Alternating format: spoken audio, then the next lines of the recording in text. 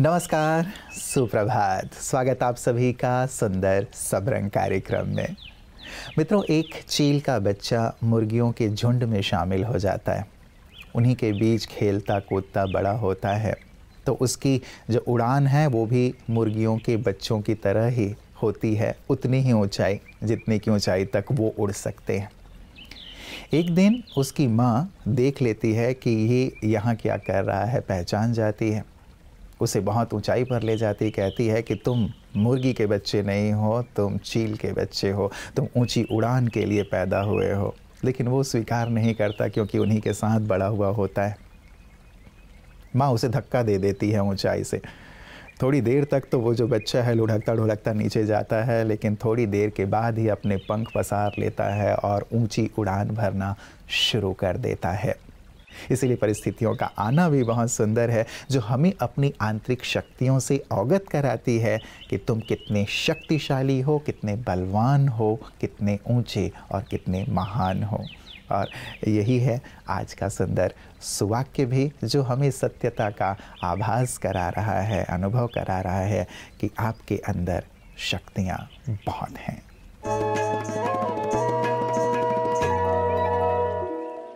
कोई परिस्थिति नहीं तो शक्ति की परख भी नहीं।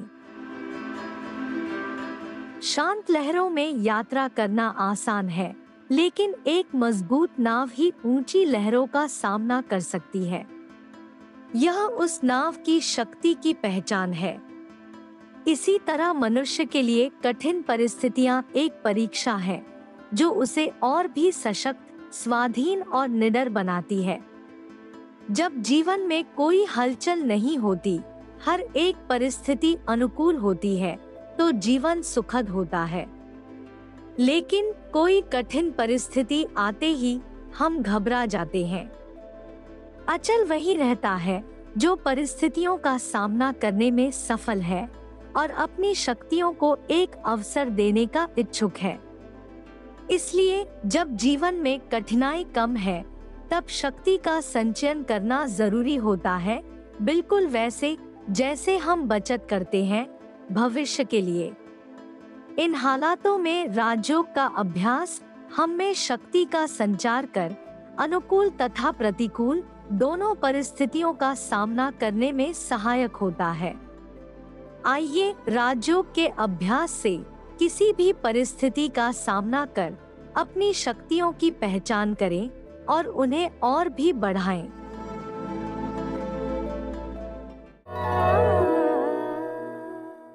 मित्रों, फर्क सिर्फ सोच का है। जो सीढ़ियां हमें नीचे उतारती हैं, वही सीढ़ियां हमें ऊपर भी चढ़ा देती हैं। तो जब जीवन में परिस्थितियां आती हैं, तो ये ना सोचें कि ये मुझे नीचे गिराने के लिए आई हैं, बल्कि ये सोचें कि ये मेरी शक्तियों को जागृत करके, मेरी क्षमताओं को जागृत करके ये मुझे और ऊंचा उठाने के लिए आई हैं, मेरे लिए नए अवसर के द्वार खोलने के लिए आई हैं। जब हम परिस्थितियों को, विपदाओं को इस रूप में लेते हैं, तो सचमुच हम निखर कर सामने आते हैं, संवर जाते हैं और जीवन जैसे सफलता से भर जाता है। हम अपनी शक्तियों को सही सही रूप में पहचान पाते हैं। तो किसी भी प्रकार की विपदा हो, चाहे वो शारीरिक रूप से बीमारी के रूप में ही क्यों ना हो, उसे भी हम विपदा ना समझें, लेकिन अवसर समझें अपने आप को जानने, समझने और शक्तिशाली बनाने का। जब इस रूप में विपदाओं को देखेंगे तो सचमुच सारी चीज़ें बदल जाएंगी। आइए देखते हैं आज सेहत में क्या खास है। ओम शांति। ठंड में एक और प्रॉब्लम होती है, उसे कहते हैं कोल्ड अर्टिकारिया। अर्टिकारिया माना शरीर में लाल कलर के चत्ते उभर आते हैं, जिसमें बहुत खुजली होती है। कभी गर्माइश होती है, थोड़े देर बाद वो ठीक भी हो जाते हैं, फिर से उछल आते हैं, जिसे कई लोग पित्त उछलना या अर्टिकारिया कहते हैं। अर्टिकारिया के ऐसे तो बहुत से कारण होते हैं। स्पेशली एक कारण कोल्ड वेदर होता है, ठंडा मौसम।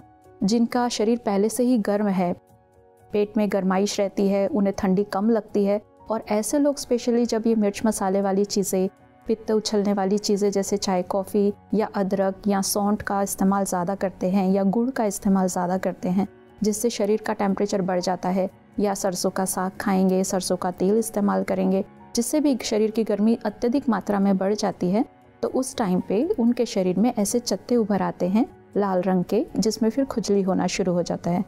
तो इससे बचने के लिए हमें हमेशा अपने शरीर को एक तो अल्कलाइन मीडियम में रखना है, यानी हमेशा ताज़े फल, पत्तेदार भाजी इनका सेवन करते रहना है, पानी अधिक मात्रा में पीते रहना है, और अगर आपको पेट में गर्मी का शिकायत है, एसिडिटी का प्रॉब्लम है, तो चाय, कॉफ़ी, मिर्च मसाले चीज़ों से बचना है। तो इससे आपके शरीर का टेम्परेचर भी मेंटेन रहेगा और आपको अर्टिकारिया यानी पित्त उछलना या लाल चत्ते आके उसमें खुजली होने की प्रॉब्लम नहीं रहेगी। साथ ही आप मॉइस्चराइज़र का इस्तेमाल करेंगे तो भी आपके शरीर में ये प्रॉब्लम नहीं होगी। ओम शांति। मित्रों, आप फिल्में देखते होंगे या पहले देखते रहे होंगे, नाटक देखते होंगे। उसमें आप पाएंगे कि जो नायक होता है वो विपरीत से विपरीत परिस्थितियों का सामना करके उस पर जीत प्राप्त करके बाहर आता है और इसीलिए वो नायक होता है।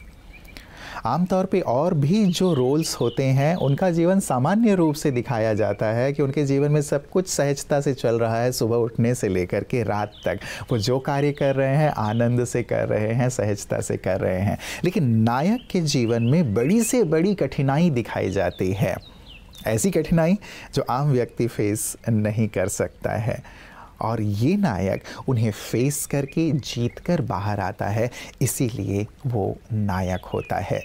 हम भी यदि जीवन में नायक बनना चाहते हैं, हीरो बनना चाहते हैं, औरों के लिए आदर्श बनना चाहते हैं, तो विपरीत परिस्थितियों में टूटे नहीं, बिखरे नहीं, लेकिन वहाँ से भी एक रास्ता निकाल करके हम विजय का पताका लेकर बाहर आएँ, तो सचमुच सारा संसार नमन करेगा। और यही करते हैं हमारे विशिष्ट जन भी। इनके जीवन में भी बहुत सारी परिस्थितियां और बातें आती हैं, लेकिन फिर भी उन पर विजय प्राप्त करते हुए ये शिखर पर पहुंचते हैं, और उन्हीं से हम मिलते हैं प्रतिदिन विशिष्ट जन की बातें विशेष में।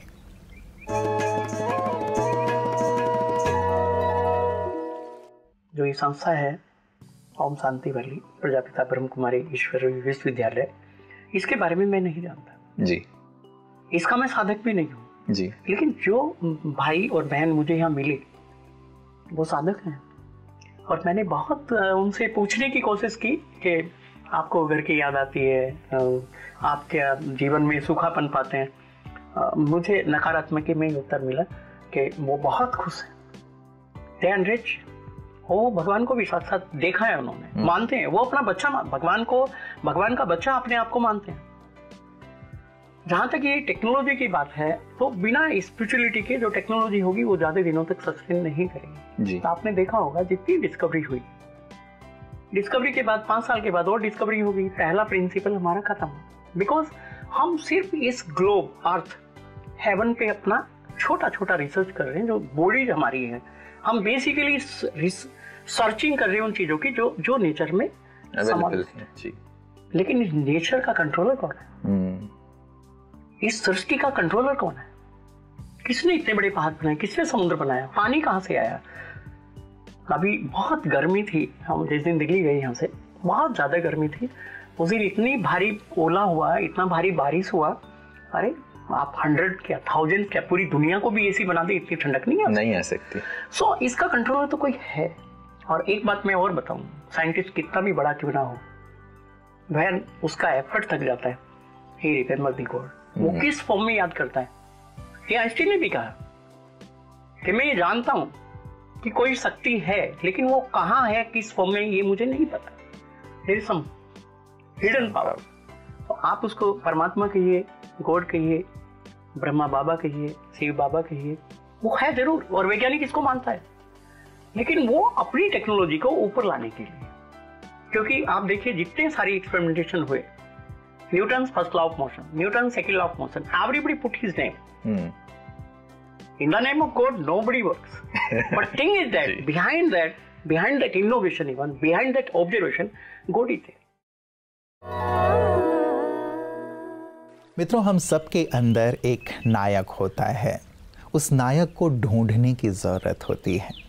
हम सबके अंदर बहुत सारी खूबियां हैं, विशेषताएं हैं, उन्हें ढूंढकर कार्य में लगाने की आवश्यकता होती है। जैसे प्रारंभ में भी मैंने एग्जाम्पल दिया था कि चील का बच्चा मुर्गियों के बीच रहते रहते खुद को मुर्गी समझने लगता है। हम भी जिन परिस्थितियों में रहते हैं, जिन लोगों के बीच रहते हैं, जिस परिवेश में रहते हैं, हम स्वयं को भी वैसा ही समझने लगते हैं, लेकिन हम कुछ और हैं। Discover the hero within. आपके अंदर के हीरो को आप ढूंढें कि उसमें क्या है, क्या खास है और वो क्या क्या कर सकता है। यदि आप ये ढूंढ पाएंगे तो सचमुच जीवन कुछ और होगा।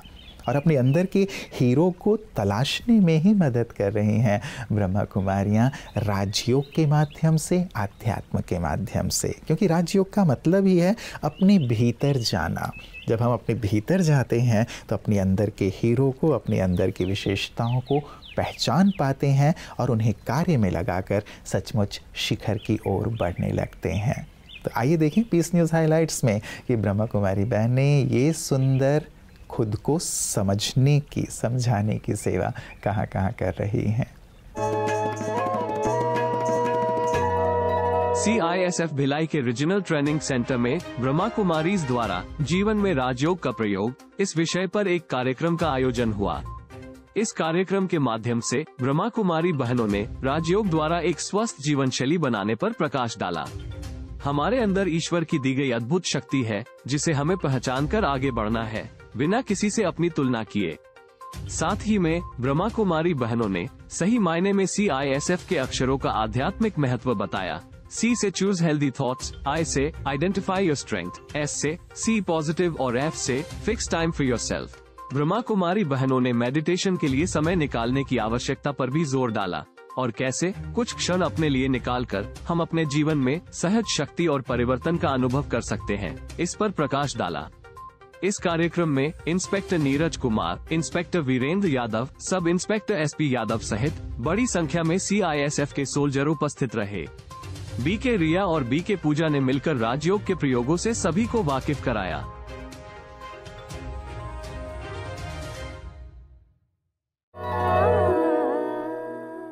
एक बार फरिश्तों के बीच ये बात हुई कि एक बहुत ही शक्तिशाली सी चीज़ है, वो चीज़ यदि किसी व्यक्ति के हाथ लग गई तो उसका दुरुपयोग कर सकता है, इसे कहाँ छिपाया जाए।